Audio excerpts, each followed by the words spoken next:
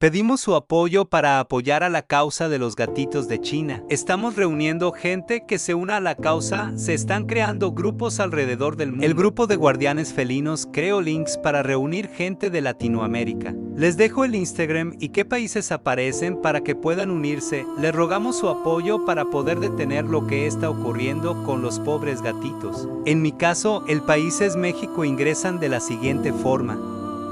Pueden compartir la información para que llegue a más personas. Si logramos reunir a más gente, podemos apoyar a la causa, reuniendo firmas o haciendo marchas. Les pido a todos de su apoyo para detener esta situación. Esto debe terminar, ningún animalito debe sufrir.